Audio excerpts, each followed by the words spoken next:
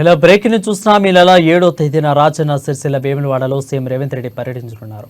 పర్యటనలో భాగంగా సిరిసిల్లలో నూతనంగా నిర్మించిన జిల్లా ఎస్పీ భవనాన్ని సీఎం రేవంత్ రెడ్డి ప్రారంభిస్తారు. అనంతరం జిల్లా కాంగ్రెస్ పార్టీ కార్యాలయ భవనానికి పూంపు చేస్తారు. ముందుగా వేములవాడ రాజన్నను దర్శించుకున్న తర్వాత ఎస్పీ భవనాన్ని ప్రారంభిస్తారు. అనంతరం గుడి చెరువు మైదానంలో నిర్వహించే బహిరంగ సభలో పాల్గొంటారు.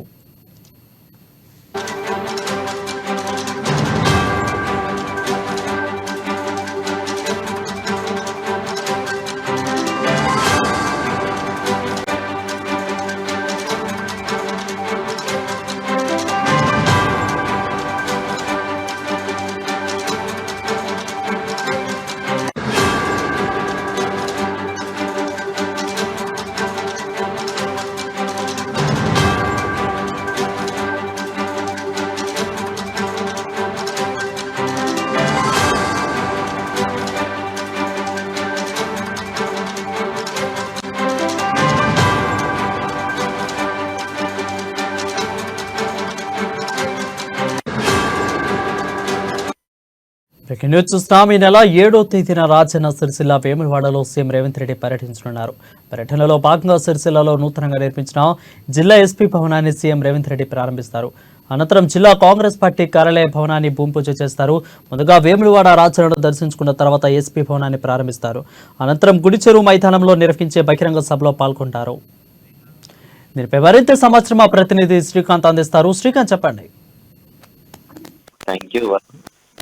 ఈ నెల 7వ తేదీన అంటే సరిగ్గా శివరాత్రికి ఒక్కరోజు ముందు రాజన్న సిరిసిల్ల జిల్లాతో పాటు రాజన్న సిరిసిల్ల జిల్లాలోని వేములవాడ నియోజకవర్గంలో ముఖ్యమంత్రి రేవంత్ రెడ్డి అధికారికంగా పర్యటించనున్నారు. ఈ మేరకు అయితే ఏదైతే శివరాత్రి సమీపిస్తున్న తరుణంలో రాజన్న దర్శనంతో పాటు ఇటు పలు అభివృద్ధి కార్యక్రమాలలో కూడా ముఖ్యమంత్రి రేవంత్ రెడ్డి పాల్గొంటున్నారని తెలుస్తోంది.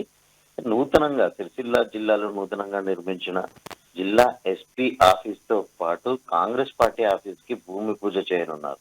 ఇటు జిల్లా ఎస్పీ ఆఫీసు భవనాన్ని ప్రారంభించడంతో పాటు జిల్లా కాంగ్రెస్ పార్టీ ఆఫీస్ ని కూడా భూమి పూజ నిర్వహించిన అనంతరం వేములవాడ రాజన్నను దర్శించుకొని మొక్కులు తీర్చుకోనున్నారు.